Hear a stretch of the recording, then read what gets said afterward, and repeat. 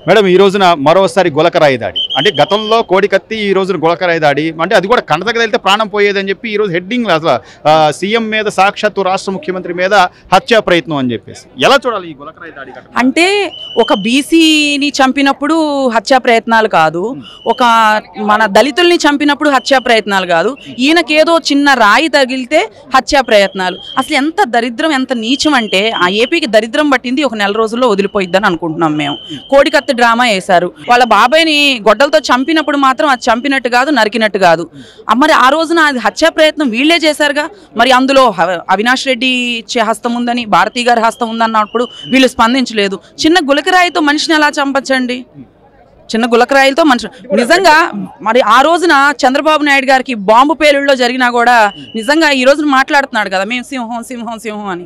సింహం కాబట్టి ఆ రోజు బాంబు పేలినా కూడా నడుచుకుంటూ వచ్చేసారు ల్యాండ్ మైన్ నుంచి బాబు గారు.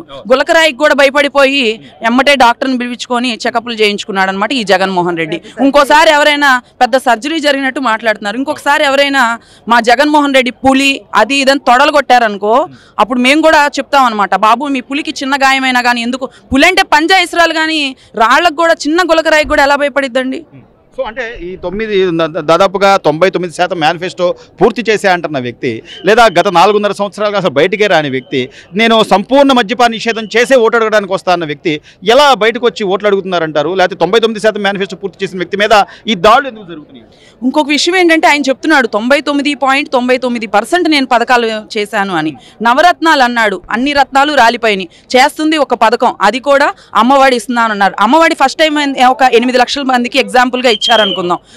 తర్వాత అమ్మఒడి ఏమైంది, నీకు కరెంటు బిల్లు ఎక్కువ వచ్చిందని అమ్మఒడి తీసేశారు. లేకపోతే ఇంకేదో 3000 పెన్షన్ చేస్తానన్నాడు కానీ నేను సంవత్సరం 250 పెన్షన్ పెంచుతానని ఎక్కడన్నా ప్రస్తావించాడా జగన్మోహన్ రెడ్డి? మరి 250 పెంచుకుంటూ 5 ఏళ్ళు అయినాక మొన్న 3000 ఇచ్చారు.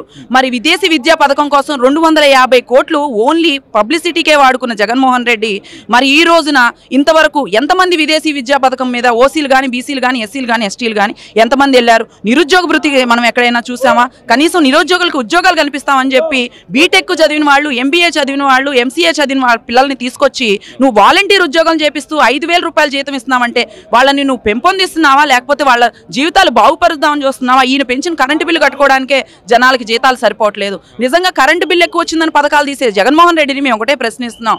అయ్యా 9 సార్లు కరెంటు బిల్లు పెంచిన ఘనత ఏ రాష్ట్రంలో జరగలేదు, నీ రాష్ట్రంలో జరిగింది. నువ్వే కరెంటు బిల్లులు పెంచి మళ్ళీ నువ్వే పథకాలు తీసేయడం ఏంటి? ఎంతోమందికి పెన్షన్లు తీశారు. నిజంగా కళ్ళు లేని వాళ్ళకి కూడా నీ కళ్ళు లేవన్న సర్టిఫికేట్ తీసుకున్నాం. కళ్ళతో కనపడితే కదా వాలంటీర్కి అయితేనేమి అక్కడ ఉన్న వ్యక్తులకి అయితేనేమి కళ్ళతో కనిపిస్తూ ఉంటే వాళ్ళ కళ్ళు లేవు కాళ్ళు లేవు అని కళ్ళేం పోలేదు కదా వాళ్ళకి. చివరిగా మేడం ఈ రోజున సొంత చెల్లెళ్ళు ఇద్దరు కూడా కొంగు జాచి ఇతనికి ఓటేయద్దు, ఎవరైతే హత్య చేశారో వాళ్ళని నిన్ను సపోర్ట్ చేస్తున్నాడు, మీరు హత్య చేసిన నిందితుడిని సపోర్ట్ చేస్తారా లేకపోతే నేను రాజశేఖర రెడ్డి బిడ్డని నన్ను సపోర్ట్ చేస్తారని అడిగే పరిస్థితులకు వచ్చారంటే ఇంకా ఏ మొహం పెట్టుకుని ఇంకా ఆడవాళ్ళంతా లేకపోతే అమ్మలక్కలంతా లేకపోతే అక్క చెల్లెలంతా నా పక్షాన ఉన్నారు. మీకు గుర్తుంది కదండి 2019 ఎలక్షన్ అప్పుడు జగన్మోహన్ రెడ్డి తలల నిమురుతూ ఏం చెప్పాడండి, మీ అందరికీ నేను మీ పిల్లలకి మేనమావని, మీ అందరికీ తమ్ముళ్ళు లాంటి వాడిని అన్నయ్య లాంటి వాడిని అని చెప్పి ఓట్లు అడిగిన జగన్మోహన్ రెడ్డి గారు ఈ రోజున సొంత తల్లికి చెల్లికే న్యాయం చేయలేదు. తల్లేమో ఆయన ముందే స్టేజ్ మీద రాజీనామా చేసి నేను ఈ పార్టీలో నేను ఉండలేదు అని చెప్పి రాజీనామా చేసి వెళ్ళిపోయింది.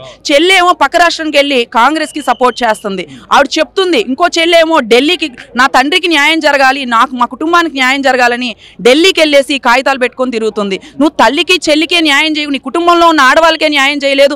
ఎంతో మంది మహిళలు ఎన్నో ఇబ్బందులు పడ్డారు. దిశా చట్టం దశా చట్టం అని చెప్పి తీసుకొచ్చి ఒక్క మహిళకు కూడా న్యాయం చేయలేని పరిస్థితిలో జగన్మోహన్ రెడ్డి గారు ఉన్నారు.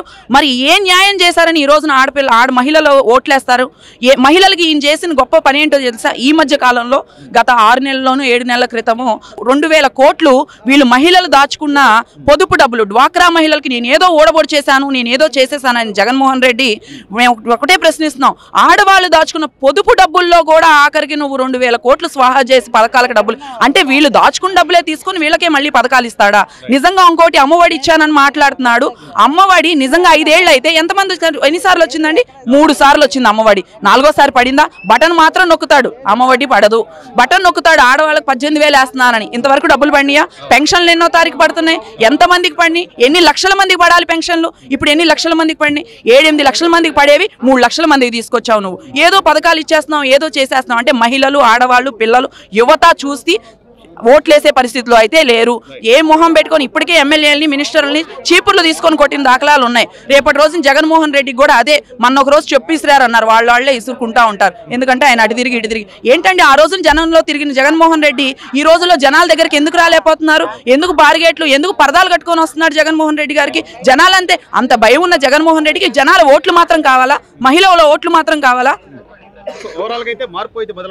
జనాలు అందరూ ఓట్లేయడానికి రెడీగా ఉన్నారండి. ఎలక్షన్స్ రావడమే లేటు, ఎలక్షన్స్ తోనే వాళ్ళ ఓట్లతోనే జనాలు సమాధానం చెప్తారు. వై నాట్ 175 అని చెప్పేసి ఈ రోజున ఉమ్మడిగా ఉన్న టీడీపీ, జనసేన, బీజేపీ పార్టీలు మేమే అడుగుతున్నాం, వై నాట్ 175 నువ్వు ఓడిపోకూడదు జగన్మోహన్ రెడ్డి అని. సీఎం సభ విజయవాడలో ఆయన మీద జరిగిన చిన్న గులకరాయి దాడి మొత్తం అంటే ఎంటైర్ మొత్తం అసలు ఆయన మీద హత్యా ప్రయత్నమే జరిగింది అని చెప్పేసి బయటకు వచ్చేసి మాట్లాడుతున్న నాయకులు ఇంకా అంత అమాయకంగా ఉన్నారంటారా? ఈ రోజున ఆంధ్రప్రదేశ్కి సంబంధించిన ఒక ఆడబడుచుగా నిన్న జగన్మోహన్ రెడ్డి గారి మీద జరిగిన దాడిని ఎలా చూడాలంటే? వాళ్ళు ఉన్నారు అనుకుంటున్నారు సార్, అమాయకంగా ఇక్కడ ఎవరూ లేరు. ఆల్రెడీ కోడి కత్తి చూసాం, మళ్ళీ ఇప్పుడు వచ్చేసి గులకరాయి అంటున్నారు. అది సాధ్యం అంటారా?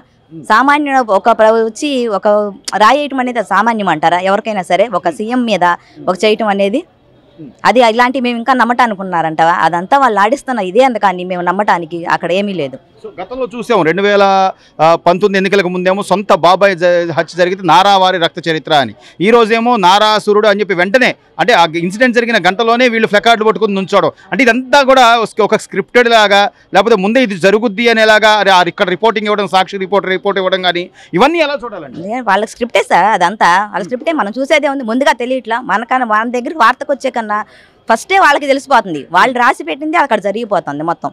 ఇంకా దాంట్లో ఏమంటుంది, అమ్మని పంపించేశాడు, చెల్లేమో నమ్మద్దు అని అంటుంది. ఇంక ఇప్పుడు ఏం చేయమంటారు చెప్పండి? ఇంకా ప్రజలు అమాయకంగా ఉన్నారంటారా? 99% నేను ఏదో పూర్తి చేశాను, నేను ఇన్ని దాదాపు 130 సార్లు ఏమో బటన్ నొక్కాను, మీరు 2 సార్లు బటన్ నొక్కండి అంటే ఎవరి కోసం నొక్కాడు ఈయన? లేకపోతే ఈ డబ్బంతా ఎక్కడి నుంచి తెచ్చాడు? ఇది మళ్ళీ ఎవరు కట్టాలి?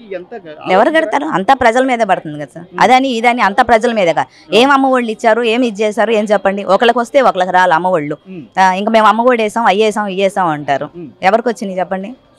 ఎలా చూడాలమ్మా ఈ మొత్తం ఎపిసోడ్? నిన్న జరిగిన సీఎం గారి మీద గులకరాయి దాడితో సహా అంటే అదేదో కంటకు తెలితే ఆయన చనిపోయేవారు, ఆయన మీద హత్యా ప్రయత్నమే జరిగింది అని చెప్పే ప్రయత్నం. అదేనండి, అది సామాన్య మనిషికి ఇది అంటారా? అక్కడ దాకా వెళ్ళి అదంతా వాళ్ళు చేసుకున్న క్రియేట్, అదంతా ఆయన చేసింది, అంతేగాని ఇంకా మీరు నమ్మడానికి ఉందంటారా? నిన్న కోడికత్తి అలాగే జరిగింది అంటారు. అది అలాంటిదే ఇది కూడా ఒకటి, ప్రజలను నమ్మించడానికి, అంతకు మించి ఏమీ లేదు అక్కడ. సో ఈ రోజు మహాకూటమి నేపథ్యంలో అటువైపు జనసేన నుంచి పవన్ కళ్యాణ్ గారు కానీ, మరోవైపు తెలుగుదేశం పార్టీ కానీ, మరోవైపు భారతీయ జనతా పార్టీ కానీ, ఈ మూడు కూడా ఒక కూటమిగా ఏర్పడి రాష్ట్ర భవిష్యత్తు కోసమే మేము ఈ రోజున పొత్తు పెట్టుకుంటున్నాం అని చెప్తున్నప్పటికీ కూడా మేము సింగిల్గా వస్తాం, మేము సింహాల్లాగా వస్తాం అని చెప్పుకునే వాళ్ళు మరి ఈ డ్రామాలన్నీ ఎందుకు?